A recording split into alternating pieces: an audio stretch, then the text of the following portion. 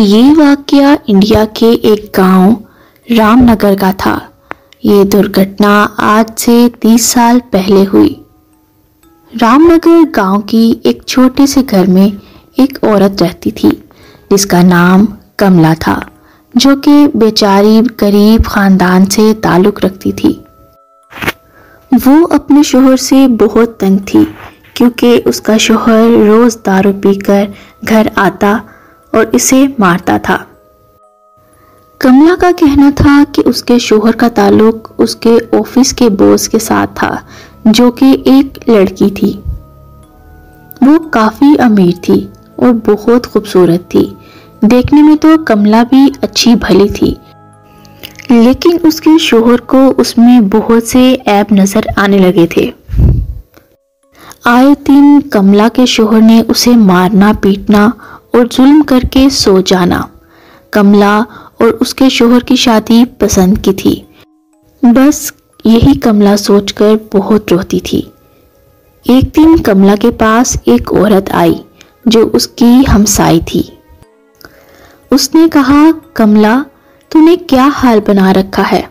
आखिर तुझे क्या मजबूरी है जो इसके साथ रह रही है?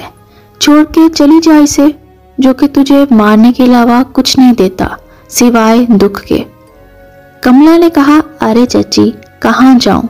मेरे तो नसीब ही माड़े हैं। ना मेरी माँ, ना बाप, एक भाई है वो भी नहीं पूछता।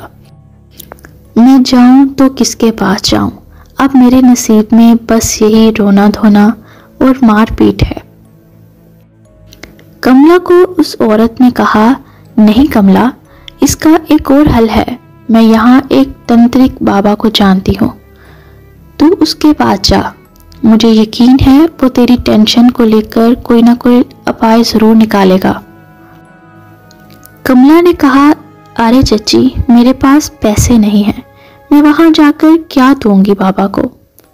उस औरत ने कमला से कहा, वो पैसे नहीं लेता, बस तू जा उसके पास। कमला अपने शोहर से और उसकी रोजमर्रा की मारपीट से बहुत तंग आ चुकी थी। एक दिन वो उस बाबा के पास पहुंच जाती है और बाबा को जाकर अपनी सारी कहानी बताती है। बाबा ने कहा, अगर तू खुश रहना चाहती है तो इसके लिए तुझे मेहनत करनी पड़ेगी। तुझे 40 दिन का चिल्ला काटना पड़ेगा, फिर उसके बाद तुम जो चाहोगी वो पाओगी। मगर एक बात है, इसको बहुत सोच समझ कर करना, क्योंकि इसके बाद तेरी सारी इच्छाएं पूरी तो हो जाएंगी, लेकिन फिर तेरी जिंदगी तेरी मर्जी से नहीं चलेगी। कमला बोलकर कहती है, मैं तैयार हूं बाबा, कम से कम उस मेरे शोहर से तो जान छूटेगी ना। बाबा ने कहा, सोच ले एक बार। बस उसने कहा, हाँ बाबा, मैंने सोच लिया, बस मुझे बताओ मुझे करना क्या है। बाबा ने उसे समझाया कि तूने 40 दिन पढ़ाई करनी है, जंगल में बैठकर, और किसी से डरे बिना अपना चिल्ला पूरा करना है और उस शैतान को बुलाना है। अगले दिन अग्नि के पास बैठकर कमला एक डेरा लगाकर बैठ जाती है और अपना मंत्र पढ़ना शुरू करती है। जैसे ही कमला पढ़ना शुरू करती है, कमला के पीछे एक जिन आकर खड़ा होता है और उसे कहता है, चली जाओ कमला, यहाँ से मत बुलाओ उसे, ये तुम्हारे लिए अच्छा नहीं होगा। लेकिन कमला सब कुछ नजरअंदाज करते हुए अपना काम जारी रखती है। ऐसे ही देखते देखते उसे 41 दिन पूरे हो जाते हैं। जब 41वां दिन आता है तो कमला का चिल्ला पूरा होता है और उसके सामने एक खौफनाक जिन आ जाता है और वो कमला से कहता है, मैं तुमसे बहुत खुश हूँ, आज से तुम जो चाहोगी वही होगा, बस मेरी कुछ शर्तें हैं। कमला कहती है, हाँ बताओ क्या शर्त है? मुझे सब कबूल है। वो कमला से कहता है, मेरे अलावा तुम किसी के पास नहीं जाओगी, तुम पे बस मेरा हक है, इसके बदले मैं तुम्हें दुनिया की हर चीज ला दूंगा। कमला कहती है, मुझे मंजूर है, इतनी बात सुनकर वो जिन कमला से कहता है, मैं सुबह 1 से रात 4 बजे तक तुम्हारे पास आया करूँगा, इसके अलावा नहीं आ सकूँगा।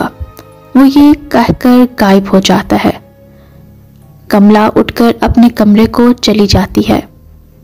कमला को रास्ते में जाते हुए उसका हमसाया देख लेता है और वो हैरान हो जाता है कि ये इस टाइम कहाँ से आ रही है। अगली सुबह होते ही कमला का शोहर काम पे चला जाता है। कमला के पास वो जिन आता है और कहता है, हुक्म करो, तुम्हें क्या चाहिए।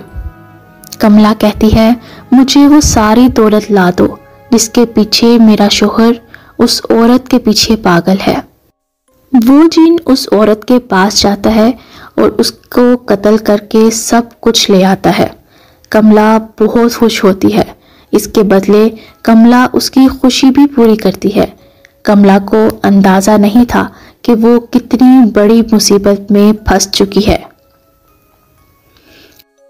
अगले दिन कमला का शोहर आता है और उसे कहता है, इतनी ज्यादा दौलत तुम्हारे पास कहाँ से आई।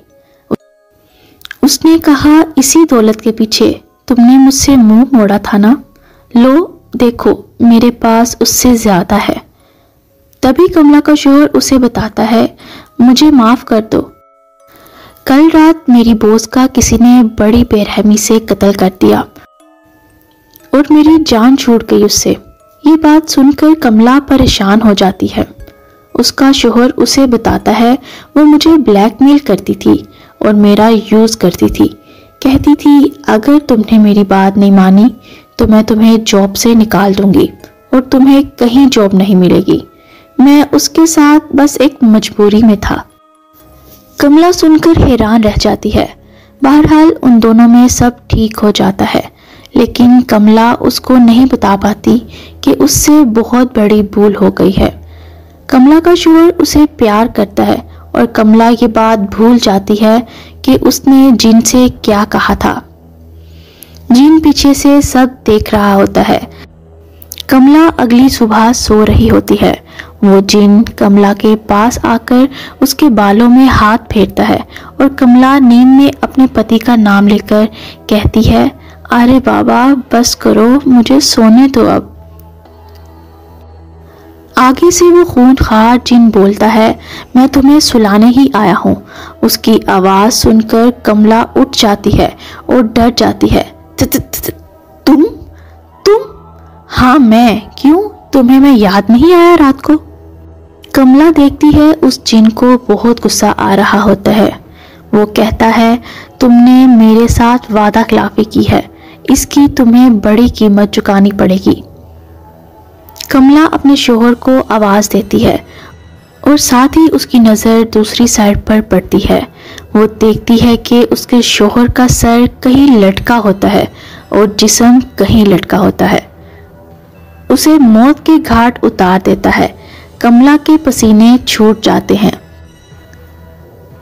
कमला वहां से भागने की कोशिश करती है, लेकिन अफसोस कमला का भी वही हाल होता है जो उसके पति का हुआ। वो उसे भी बेरहमी से मार देता है। उनका हंसता बसता घर उजड़ जाता है। कमला की एक गलत सोच ने, एक गलत काम ने उसे मौत की नींद सुला दिया, जिसका अंजाम आपके सामने है। तो ये थी आज की स्टोरी। उम्मीद करती हूँ आपको पसंद आई होगी। एनिमेशन वीडियो पे बड़ी मेहनत लगती है, इसलिए प्लीज़ मेरे चैनल को लाइक, सब्सक्राइब एंड शेयर करना मत भूलिएगा। देखते रहिए खूनी जजीरा।